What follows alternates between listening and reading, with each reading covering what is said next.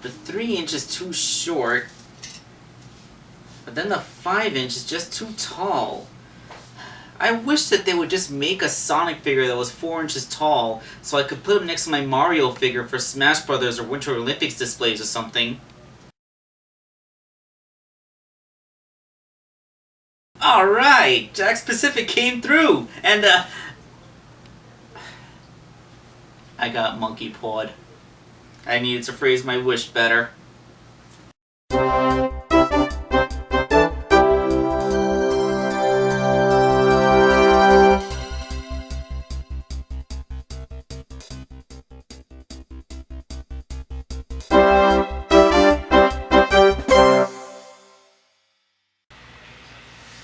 Okay, so here it is, the Sonic the Hedgehog bendable figure made by Jakks Pacific. Now, okay, I'm gonna come right out and say this. I don't think that this is bad. This is perfectly fine for what it is, okay? So whatever I'm gonna say, so just remember, I'm not gonna rag on this toy just for what it is. Like, it's a perfectly fine example of a bendy. Bendies are a completely legitimate genre of toy that people can collect if they really want to. It's just not usually my thing. However, this is Sonic the Hedgehog, and it is the first time we've had one available in this particular scale, so why don't we take a look? Let's start with the box. At first, it seems pretty normal. You have Sonic in there giving everybody the thumbs up. He has a little Knuckles disc that he comes with.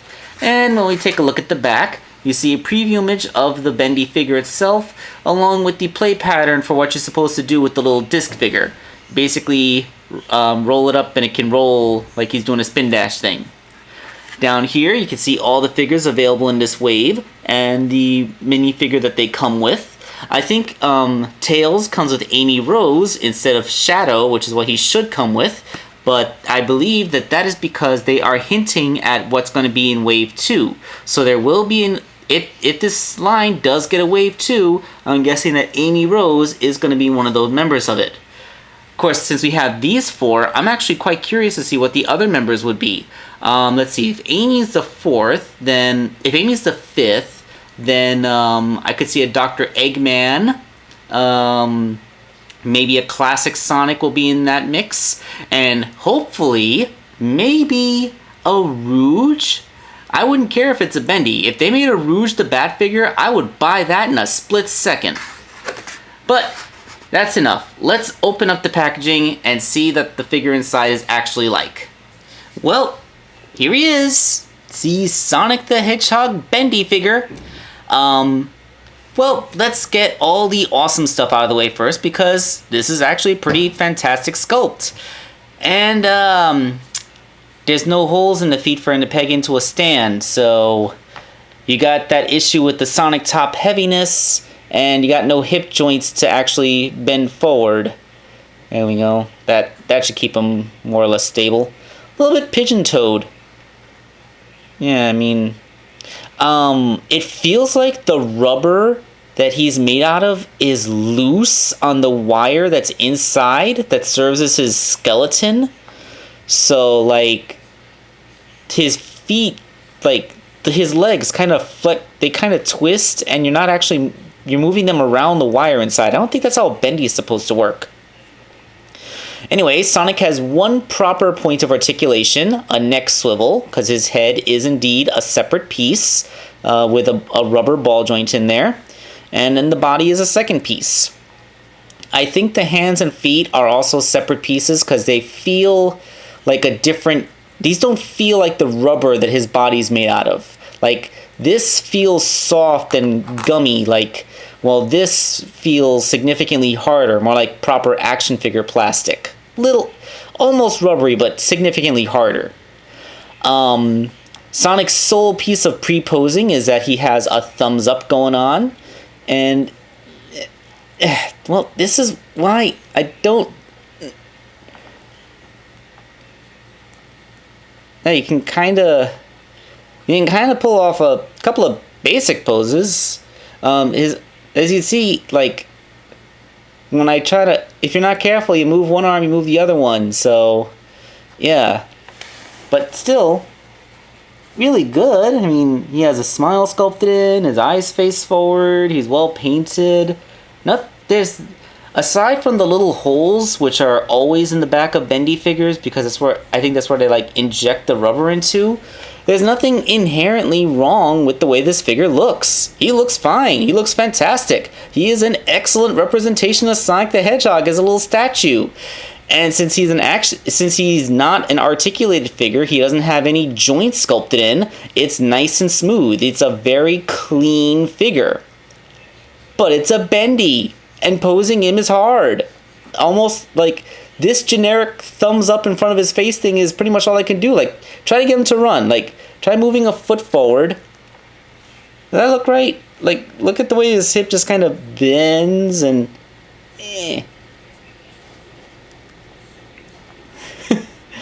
Like, oh yeah, like he looks like a rubber hose cartoon character. He you know what? He looks like he looks like Felix the Cat or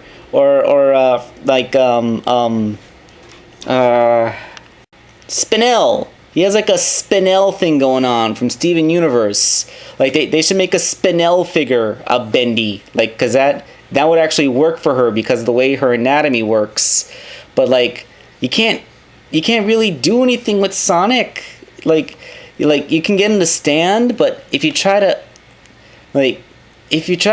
do any poses, like, it's gonna look weird and unnatural because, you know, Sonic isn't depicted as some kind of rubbery cartoon character with such flexible anatomy. He's always had clearly defined joints everywhere he moves, which are simply not present. So, you know, like, this is a Bendy, but frankly, it may as well have been a statue. I think I might actually have enjoyed a statue a little bit more than this. I'm sorry to say, like, again, if you like Bendys, this is an excellent Bendy figure. There's nothing inherently wrong with him as a Bendy. He's fine as a Bendy. My only problems come from the fact that it's a Bendy. So let's talk about the little Knuckles disc.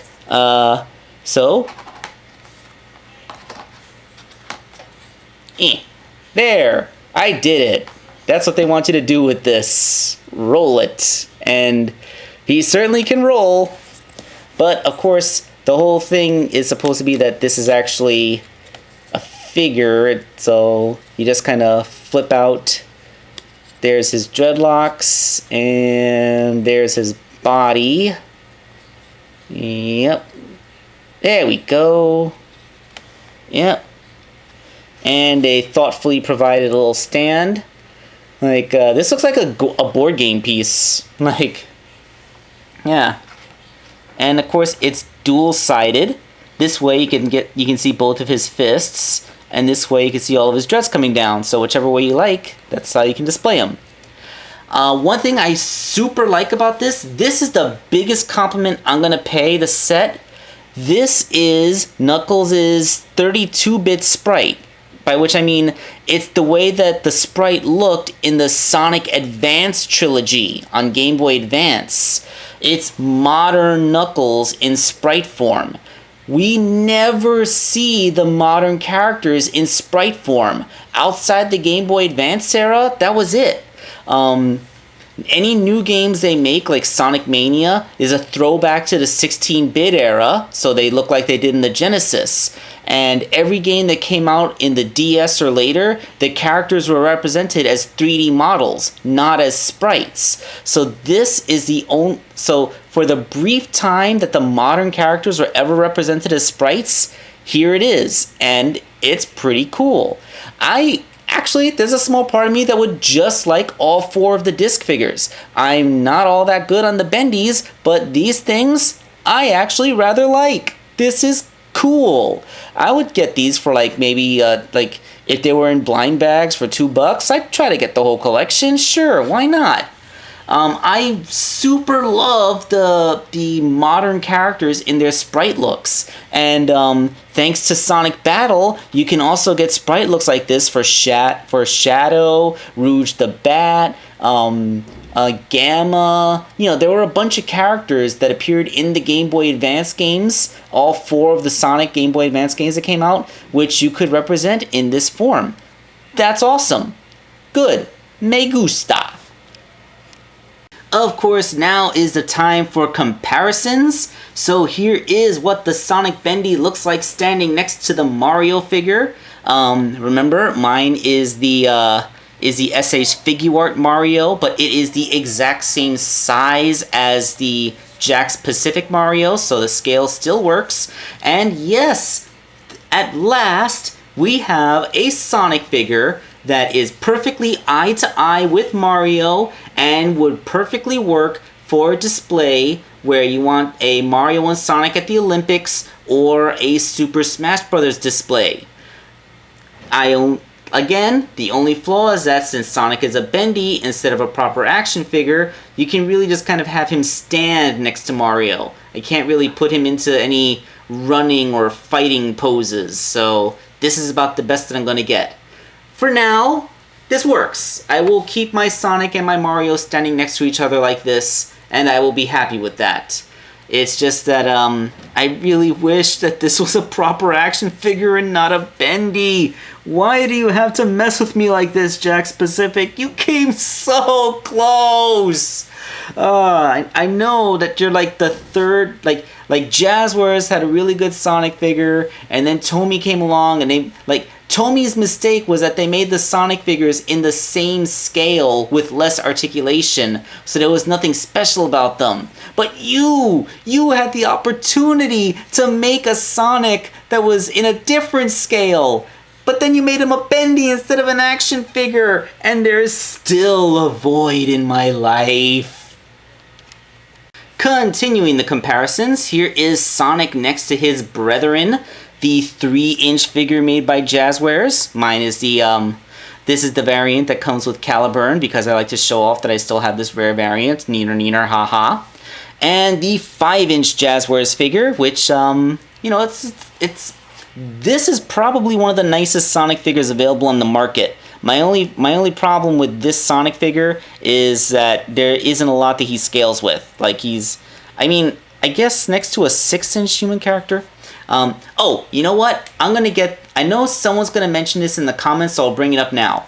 Within the canon, as described, Sonic is supposed to be about 3'6", and Mario is supposed to be 5'2".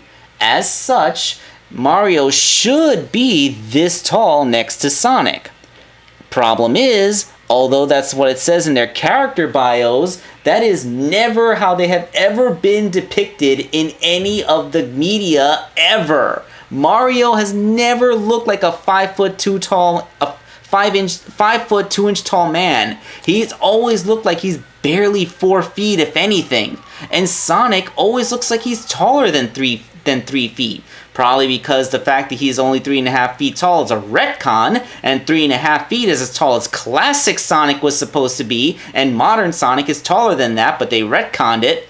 So, like, no, I don't want to hear it, guys. I know the canon heights are supposed to be that, but they're really not. In the fiction that we've actually seen them operating in, Mario is a lot shorter than they say he is, Sonic is taller than he says he is, and they are always depicted as the same height when they cross over.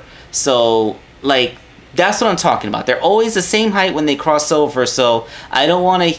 You're not going to comfort me by saying that within canon they're supposed to be X height. So let's just get that out of the way. And of course, this isn't the first time Sonic has ever been made as a bendy. Heck, it's not even the second time Sonic has ever been made as a bendy. It has admittedly been quite a while. Here is my...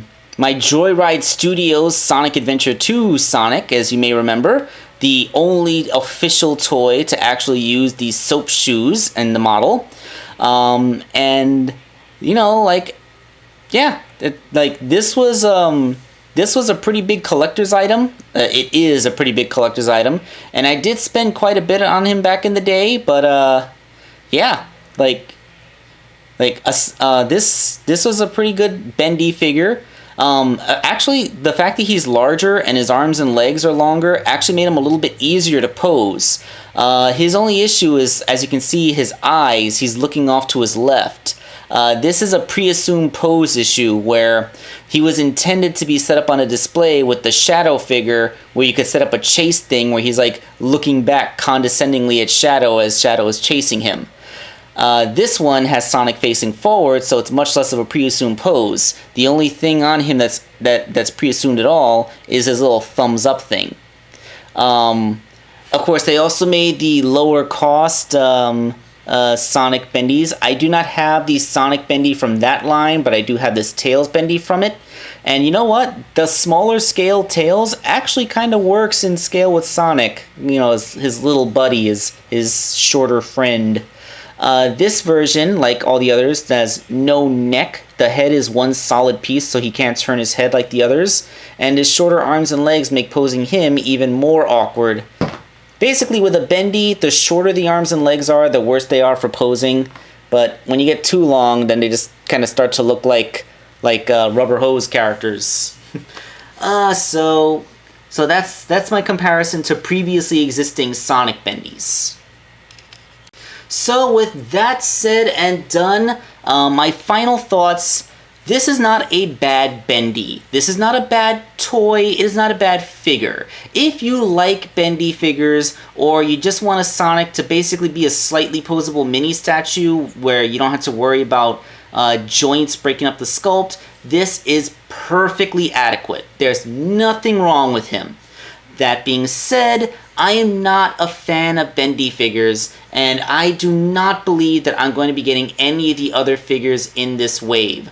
If anyone wants to see an opinion on what the other figures are like, you know what? Down below in the description, I'm going to link Red is Power's review of the entire wave of these figures. Yeah, he's a pretty cool guy. He doesn't have anywhere near as many subscribers as he deserves, and he actually went and reviewed all 4 of the figures from this wave. So check his video out so you can see the other 3 characters that came out here.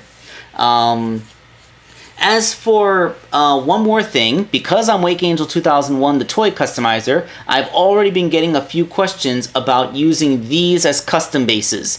The answer is no. It is absolutely impossible to use these figures as a custom base. That is because the rubber material that they are made out of does not paint very well, and if I try to paint it, it would likely just rub or peel off as soon as you try to bend it.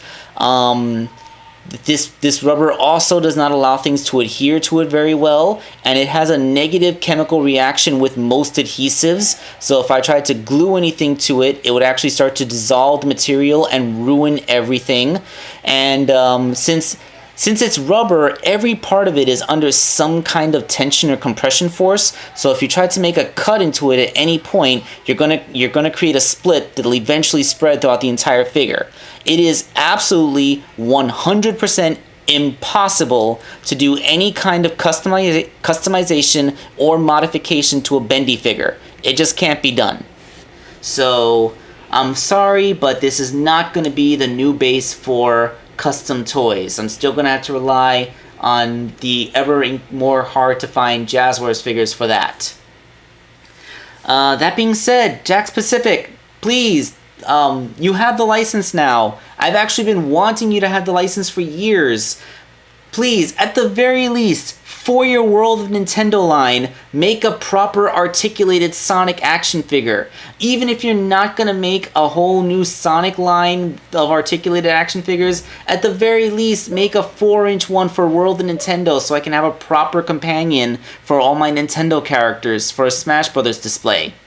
I know that's a pipe dream and it's not all that likely to happen, but it is possible, and I know you can eventually get around to it.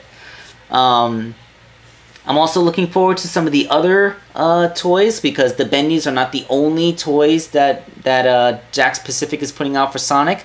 So when I start to see those pop up, I'll get those and we'll see. But for now, this is Wake Angel 2001 signing off.